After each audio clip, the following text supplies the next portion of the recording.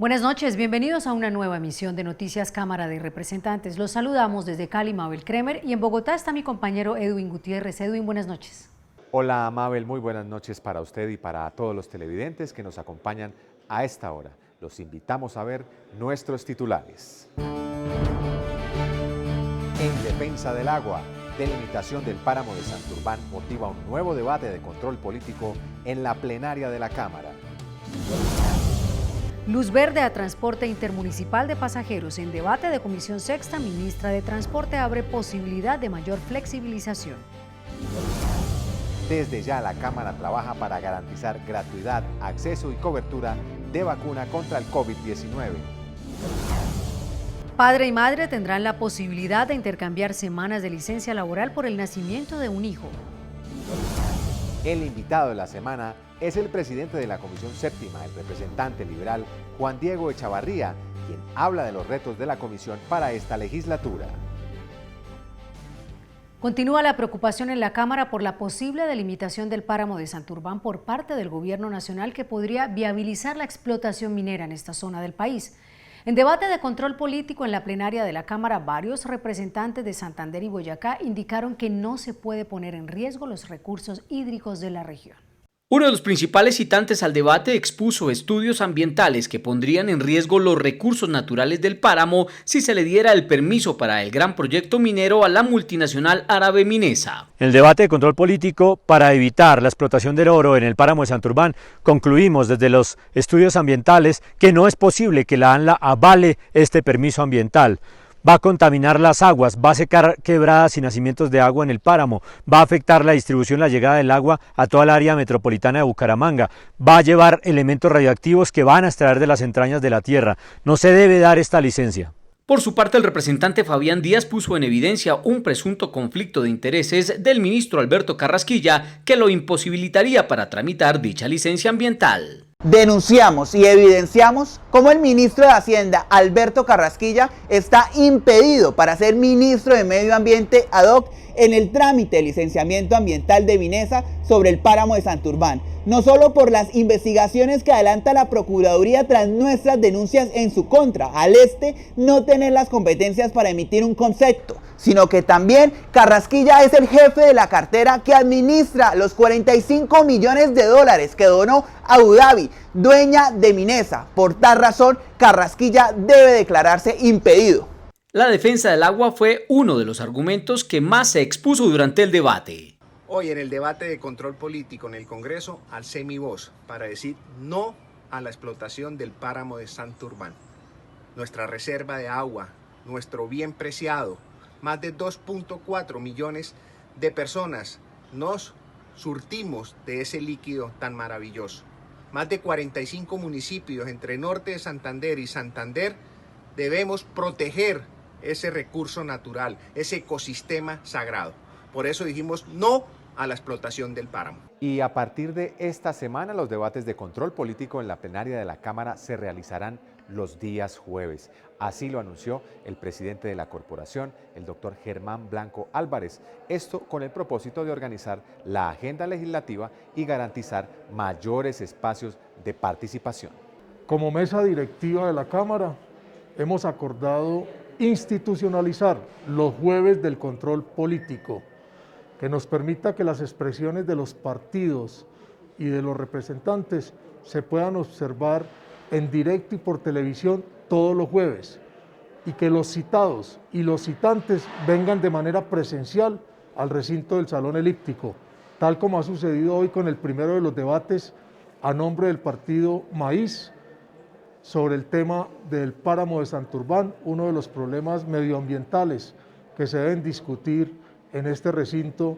Lo haremos también el próximo jueves con el tema de las vacunas del COVID-19, acto seguido 8 días después con las rutas del sol, y así progresiva y paulatinamente bajo la responsabilidad de bancadas por partido, trayendo al recinto los citados, el gobierno nacional, para que expliquen sus acciones sus omisiones. Luego del debate de control político en la Comisión Sexta la semana pasada, el gobierno dio luz verde a la reapertura del transporte de pasajeros en municipios con baja afectación o que no registran contagios por COVID. Desde la Cámara se venía mediando entre los empresarios y el gobierno para la reapertura de operaciones. En el debate de esta semana, la ministra de Transporte anunció que a partir del 1 de septiembre se podrán flexibilizar aún más las medidas. Por más de 4 meses, representantes de varios departamentos adelantaron reuniones con gremios de transportadores y el gobierno nacional, buscando reactivar el transporte intermunicipal de pasajeros. Desde la Comisión Sexta, el tema se debatió en varias sesiones que concluyeron esta semana. Por fin, la gestión comenzó a dar resultados. No ha sido fácil, claro que no ha sido fácil.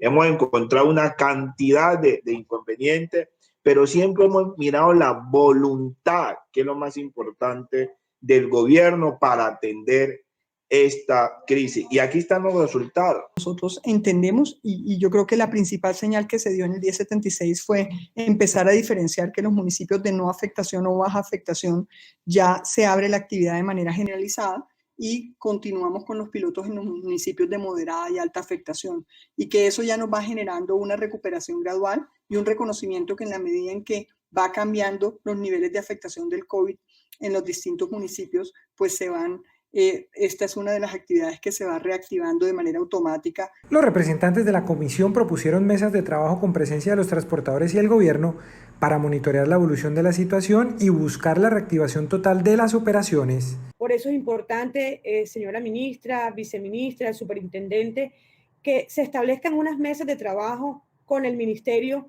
porque sé que existen muchos temores, muchas dudas y sobre todo por todo el tema de las entidades de control frente a las ayudas que el gobierno nacional pueda brindar para aliviar la crisis financiera que hoy enfrenta el transporte público de pasajeros. Para los congresistas, además de la reapertura, se requieren otras inversiones para recuperar la economía del transporte. El gobierno y el Estado tienen que sacar unos programas de reactivación económica, y la mejor reactivación económica se hace a través de las vías, a través de la inversión en infraestructura, que podamos tener nosotros una vía de estas dentro de las concesiones de quinta generación, que lo tenga dentro de su tarea diaria y permanente. Por su parte, la ministra anunció la posibilidad de flexibilizar aún más las medidas a partir del 1 de septiembre. Y Colombia trabaja desde ya en la adquisición de la vacuna contra el COVID-19. Desde el Congreso se busca garantizar la gratuidad, el acceso y la mayor cobertura en el menor tiempo posible. Esto a través de varias iniciativas. Actualmente en el mundo, las vacunas más adelantadas están en la fase final de la carrera por la inmunización. Colombia se prepara para cuando se dé vía libre a una de las vacunas contra el COVID-19. Mientras esto sucede, desde el Congreso de la República se avanza en una ley que daría gratuidad y acceso al esquema de vacunación, esto con el objetivo de reducir la mortalidad por el virus. El proyecto entonces tiene esa pretensión, hay que ampliar lo que es el programa de inmunización en Colombia y hay que apropiar recursos en el presupuesto para el 2021 para que esa aspiración hoy fundamental para la vida en Colombia se haga una realidad. Otras de las iniciativas que avanzan en el Congreso plantea un descuento de impuesto a empresas que importen las vacunas. El proyecto de ley trae el mecanismo de vacunas por impuestos, mediante el cual también el sector privado se podrá vincular a esta estrategia de adquisición masiva de vacunas para salvar el mayor número de vidas de colombianos en este momento. Por otro lado, en un debate adelantado en la Comisión Cuarta, representantes de la Cámara mostraron su preocupación de si Colombia hoy cuenta con los recursos suficientes para adquirir la vacuna, teniendo en cuenta el posible alto costo que ésta tendría. Nosotros le escuchamos ahora al ministro de Salud en una intervención reciente que se estaba hablando de precios internacionales entre 2.5 y $3. Pero también él llamaba la atención en el sentido en que incluso se hablaba hasta de $60 en algunos escenarios. Entonces la pregunta es, si esta vacuna llegara al final del año, noviembre, diciembre, ¿tendríamos los recursos para adquirirla? ¿De cuánto se dispondría? Al finalizar el debate, el ministro de Hacienda respondió que los recursos estarán garantizados a través del FOME y que el gobierno trabaja para garantizar una vacuna a todos los colombianos. A esta hora de la noche nos conectamos con el presidente de la Comisión Séptima, encargada precisamente de los temas de salud, empleo, pensiones, entre otros asuntos, el representante Juan Diego Echavarría. Doctor Echavarría, buenas noches. Grandes retos tiene la comisión que usted preside, dada la coyuntura de la emergencia que viene en esta legislatura. Buenas noches, Mabel. Un saludo para usted y cordial para todos los televidentes que a esta hora están pendientes del noticiero de la Cámara de Representantes. Hay unos retos importantísimos en la Comisión Séptima y esos retos tienen que ver con la salud, con la vivienda, con el trabajo, con las pensiones y con el deporte. Esta es la Comisión de lo Social y por ende tiene que preocuparse por la reactivación económica, porque atiendan a todos los ciudadanos en el sistema de salud y por asegurar a todos y cada uno de ellos que se les pueda entregar el beneficio de una pensión digna. Bueno, una de las mayores quejas en el manejo de la pandemia es la demora en la entrega de los resultados, pues que no permite hacer un diagnóstico oportuno. La comisión va a adelantar un debate de control político. ¿Cuáles son los detalles? Hoy vemos con gran preocupación cómo las personas que tienen síntomas de COVID acuden a una EPS y la EPS no les practica las pruebas de COVID, simplemente los manda al aislamiento. O a los que se los practica les está entregando los resultados 15 y 20 días después. Con estos retrasos, con la no práctica de las pruebas, no se pueden hacer los cercos epidemiológicos y debido a ello va a haber un mucho mayor contagio. Por eso hemos citado a un debate de control político donde van a estar todas las entidades de salud. De igual forma, invitamos a la Superintendencia de Salud, que es la encargada de controlar, y a la Procuraduría General de la Nación, para que revisen la actuación de todas y cada una de las EPS. Y sumado a ello, nombramos una subcomisión dentro de la Comisión Séptima para que le haga revisión a todo este proceso de práctica y entrega de resultados. De esta forma, esperamos corregir la toma o la práctica de pruebas y que efectivamente se hagan los cercos epidemiológicos que hoy requiere la pandemia. Muy bien, para concluir, representante, el Gobierno Nacional radicó un proyecto para permitir mayor acceso a la vivienda. ¿Cómo será el trámite de esta iniciativa que viene con mensaje de urgencia? Este es un proyecto importantísimo en el cual se busca que Colombia no sea un país de arrendatarios, sino que sea un país de propietarios. Hoy lo que le debemos de asegurar a todos los colombianos, mínimo que tengan su techo, donde vivir. Y por ende se radicó este proyecto de ley por parte del Gobierno Nacional y por parte de algunos congresistas. ¿Qué se pretende con él? Habilitar un suelo para que el constructor desarrolle el proyecto urbanístico, entregar más subsidios de vivienda, que la gente tenga los recursos suficientes para ir a comprar la vivienda y que así, de esta manera, se convierta en un país de propietarios y se reactive la economía, porque va a generar empleo y a su vez va a generar vivienda. Representante Juan Diego Echavarría, muchísimas gracias por esta comunicación con Noticias Cámara de Representantes. Continuamos con más noticias. La Sociedad de Autores y Compositores de Colombia fue citada a control político por la Comisión Primera de la Cámara para que responda varias inquietudes de artistas frente al manejo de sus regalías. Durante este debate, los representantes citantes cuestionaron la gestión realizada por SAICO en los últimos años y solicitaron aclarar cuál es la situación actual de sus asociados, cómo es el manejo de las tarifas de recaudo y cuál es la destinación de estos recursos. Además, demostramos que no hay fórmulas reales para el cobro de SAICO a los empresarios de nuestro país. Logramos demostrar con facturas, con hechos, cómo SAICO le cobra, y depende del empresario que es amigo o no, las tarifas que tiene.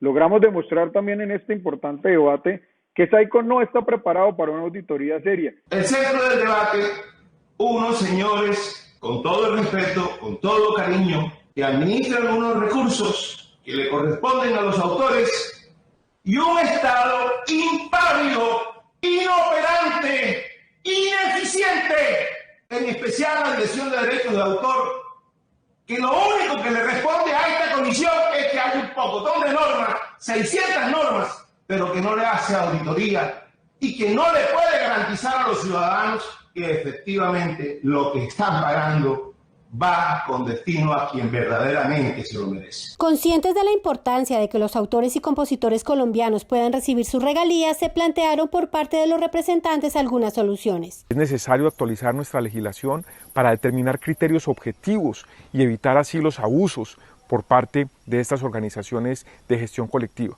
Y la segunda de ellas, la conformación de una comisión accidental integrada por congresistas para que revise de una manera periódica, rápida, lo que está ocurriendo en el país en el cobro de derechos de autor. También solicitar a la Dirección Nacional de Derechos de Autor que haga una efectiva vigilancia y control de esa entidad, pero que también se fijen tarifas respectivas por parte del Congreso de la República o del Gobierno Nacional.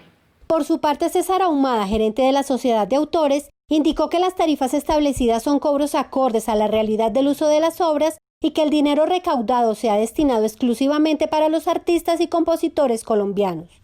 Las mujeres deportistas podrían tener salarios y apoyos económicos iguales a los hombres gracias a una iniciativa que establece la equidad en las prácticas deportivas. De igual manera, el archipiélago de San Andrés y Providencia avanza en el propósito de convertir parte de su infraestructura en patrimonio cultural. Ambas iniciativas fueron aprobadas en segundo debate. Para los representantes, a igual esfuerzo, misma remuneración. Al equiparar los salarios y los recursos para los deportistas, se incentivará el deporte profesional en las mujeres.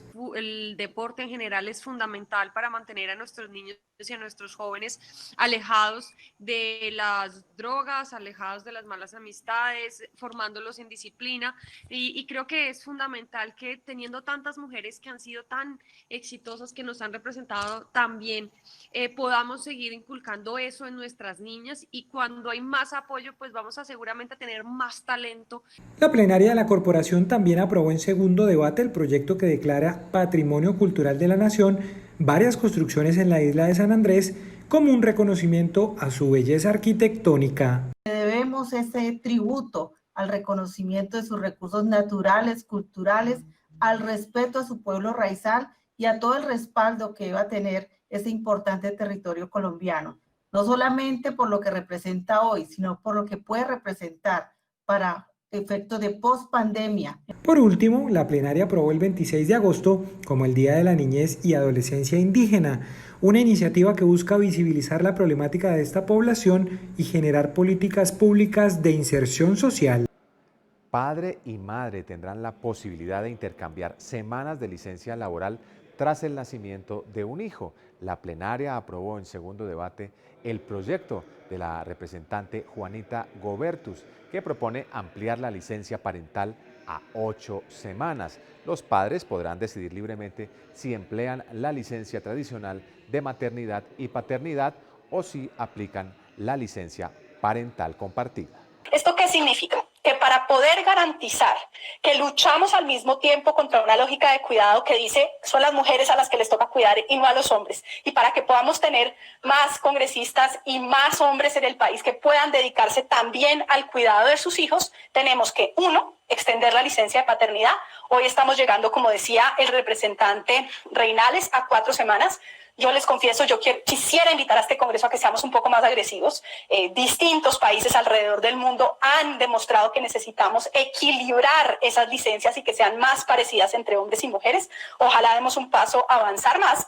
Pero 2, y muy importante, eliminar y generar un velo para el empleador, para que al momento de contratar no decida si voy a contratar o no a un hombre o a una mujer con igualdad de capacidades, estudios, experiencia, y que yo prefiera al hombre en vez de a la mujer porque diga, esta mujer puede quedar embarazada y va a ser más costoso para mí su empleo porque voy a tener que pagar su licencia. Con un nuevo proyecto de ley se pretende que las regiones de frontera tengan un régimen especial pensado en fomentar desarrollo integral y diferenciado. La Comisión Segunda realizó una audiencia pública en la que se escuchó a la comunidad para que la iniciativa responda a las necesidades de las regiones fronterizas. Autores y ponentes de la ley expusieron ante esta audiencia pública varias inquietudes, entre las que se destacan la regulación del impuesto del IVA, el fortalecimiento de la educación, la salud y la conectividad en estas regiones fronterizas del país. Hay una proposición que yo creo que es la que vamos a llevar el día ya del segundo debate, donde estamos proponiendo que se excluya, que se exonere del IVA a los productos agropecuarios. Ya lo decía Enelio Rincón, la excepción, entre otros impuestos, por ejemplo, el tema del IVA, el tema del transporte, al IVA que mucho beneficio nos haría a las fronteras de este país. Y las tarifas diferenciales de los servicios públicos domiciliarios. Esto es, entre otras cosas, que buscamos con este importante proyecto. Que el resto del país, el resto de congresistas, el resto de departamentos estarán muy de acuerdo con esta ley de fronteras y que surtan positivamente en estos debates que vamos a llevar y se conviertan muy pronto en parte de la solución a tantos problemas que hoy tenemos como frontera en materia de salud, de seguridad, de comunicaciones, etcétera. Las comunidades indígenas y las problemáticas que deben enfrentar también fueron motivo de preocupación en esta audiencia, como lo expresó el representante Abel David Jaramillo. Muchos de estos territorios, podemos decirlo, están acentuados comunidades indígenas, pueblos indígenas, en áreas no municipalizadas, en resguardos indígenas, y por ende se les debe de garantizar sus derechos fundamentales, el acceso a los bienes y servicios, pero sobre todo que se proteja la autonomía, el gobierno propio, el ejercicio de esos procesos culturales, que se protejan los usos y costumbres de todas las comunidades étnicas en nuestro país. En este espacio se contó con la presencia de los delegados de algunos ministerios y entidades del Gobierno Nacional, quienes se comprometieron con diferentes aspectos para el desarrollo de esta iniciativa. Representantes a la Cámara de diferentes partidos políticos, en su mayoría de oposición, presentaron proyectos para modificar algunos decretos emitidos por el gobierno del presidente Iván Duque durante la pandemia. Una de las iniciativas busca que los más ricos aporten mayores recursos. Desde la oposición hay gran preocupación por los problemas económicos generados por la pandemia. Por esto, desde ya representantes a la Cámara le apuestan a una reforma tributaria que beneficie a las personas de más bajos recursos. Que sea realmente justa, que distribuya realmente las cargas impositivas en el país. Por eso queremos que se graven el 1% de las personas y las empresas más ricas del país. La idea es que las empresas con un patrimonio líquido superior a los 43.000 millones de pesos tengan una carga impositiva mayor, adicionalmente las personas que tengan como patrimonio más de 3.000 millones de pesos. Eso nos implicaría un recaudo anual entre 13 y 21 billones de pesos anuales. Así lograremos quitarle el peso a la clase media y a la clase baja. Por otro lado, otros representantes piensan que además de esta reforma tributaria se debe ayudar de otras formas. Aseguran que, por ejemplo, el aumento del salario de los congresistas debería ir dirigido a atender causas sociales. Quiero hacerle una solicitud al gobierno nacional. Ese incremento del 5.12% para los congresistas no debe de hacerse. Esos recursos de todos los congresistas, además del incremento de los altos funcionarios, debe de irse para la renta básica. Hoy los colombianos y colombianas necesitan una renta básica. Es la única posibilidad de salvar vidas. Si les damos un salario mínimo para que estén en sus casas, para que no salgan a contagiarse y de esta manera puedan subsistir, puedan pagar su arriendo, sus servicios públicos. De esta forma se buscaría contribuir a la financiación de programas dirigidos a atender la crisis sanitaria y económica generada por la pandemia. Estas son otras noticias de la Cámara de Representantes. Por primera vez, cerca de 5.000 médicos residentes recibirán remuneración por su trabajo gracias a la Ley de Residentes aprobado por el Congreso de la República. El Sistema Nacional de Residencias Médicas deberá realizar el primer pago después del 20 de agosto por un valor mensual cercano a los 3 millones de pesos. Hoy siento una gran emoción y satisfacción, ya que por fin la Ley de Residentes es una realidad. Por primera vez en Colombia y a partir de este mes de agosto, todos los residentes van a empezar a recibir un pago por su trabajo. Colombia dejará de ser el único país en el mundo donde un residente tiene que pagar por trabajar. El proyecto contiene puntos claves. Lo primero es la remuneración a los residentes, que no puede ser inferior a 3 salarios mínimos mensuales, la afiliación al sistema de salud, de ARL, las vacaciones que antes no tenían, 15 días hábiles remunerados al año. Importantísimo también, se fijan unos topes a los turnos, ya que muchos han sido víctimas de exceso en las horas por turnos diarias o a la semana. Más de 500.000 empleos se han perdido como consecuencia de la pandemia en el sector de la confección. El representante por el Centro Democrático, John Jairo Berrío, viene sosteniendo reuniones con empresarios y el gobierno nacional para frenar el despido masivo por el cierre temporal o definitivo de miles de empresas, con medidas como la implementación del IVA diferencial. Agradecemos al Gobierno Nacional las medidas que ha tomado sobre los aranceles a los tapabocas. Sin embargo, insto al Gobierno Nacional para que de una vez por todas tome medidas arancelarias en favor de las confecciones y textiles colombianos. Hay que proteger el empleo en Colombia. Adicional, debe el Gobierno Nacional impulsar el sello Marca País para que la gente tenga claro que debemos apoyar la industria colombiana y el producto propio. Y adicional, que el gobierno también de una vez por todas tome la decisión que a través del Fondo Nacional de Garantías pueda facilitar la compra de cartera del sector confecciones y textiles. Para ayudar a los campesinos paneleros a sortear las dificultades por las que atraviesa el producto, el representante Rubén Darío Molano presentó un proyecto para crear el Fondo de Estabilización del Precio de la Panela como un instrumento financiero y comercial que le asegure un precio justo y equitativo a los productores. La actividad panelera es la segunda agroindustria más importante del sector rural y la segunda generadora de empleos y de ingresos para 350.000 familias que viven de esa actividad. Por eso el proyecto de Fondo de Estabilización de Precios de la Panela busca proteger los ingresos de los productores a través del pago de un precio remunerativo que permita cubrir sus costos de producción y fortalecer además institucionalmente a la organización gremial Fedepanela, que es la que representa a los productores, para que con sus recursos parafiscales y con un pequeño apoyo del gobierno pueda seguir atendiendo las necesidades básicas de los productores paneleros de Colombia. El representante Jairo Cristo radicó un proyecto de acto legislativo que tiene como propósito extender las sesiones ordinarias del Congreso de la República de 8 a 10 meses. Estamos presentando este acto legislativo que modifica el artículo 138 constitucional, lo que corresponde a los periodos constitucionales. Actualmente la Constitución Política de Colombia establece que el 20 de julio inicia el periodo constitucional, del 20 de julio y vamos hasta el 16 de diciembre y del 16 de marzo al 20 de julio. Esto comprende una legislatura. Con este acto legislativo, ¿qué queremos modificar? Primero, que ese segundo periodo de sesiones no comience el 16 de marzo, sino comience el 20 de enero. Vamos a tener más tiempo para, primero, hacer control político. Segundo, que los actos legislativos sean más fáciles de pasar porque vamos a contar con mayor tiempo. Vamos a iniciar el 20 de julio al 20 de diciembre y del 20 de enero al 20 de junio. Vamos a tener 10 meses para que el Congreso esté sesionando y vamos a darnos la oportunidad a tener un Congreso más eficiente. Los conductores de vehículos y motocicletas de cualquier categoría podrán tener un descuento del 10% en el valor del seguro obligatorio de accidentes SOAT, siempre y cuando no hayan afectado su póliza en el año inmediatamente anterior.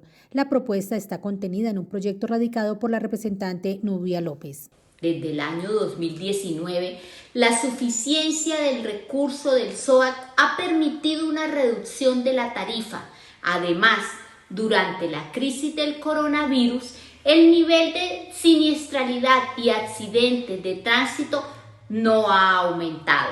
De esta manera, es posible aplicar este pequeño pero significativo alivio a los contribuyentes. Este proyecto de ley podría considerarse como una herramienta que impacte en las mejores prácticas de conducción del país, contribuyendo a una seguridad vial. Hemos llegado al final de esta emisión. Recuerden que nos pueden seguir en Facebook como Cámara de Representantes Colombia y en Twitter e Instagram como @Cámara Colombia. Y si ustedes quieren interactuar con el presidente de la corporación, lo pueden hacer a través de su cuenta de Twitter @GermánBlancoA o en nuestra página web www.cámara.gov.co. Les agradecemos su compañía y los esperamos la próxima semana en una nueva emisión de Noticias Cámara de Representantes. Buenas noches.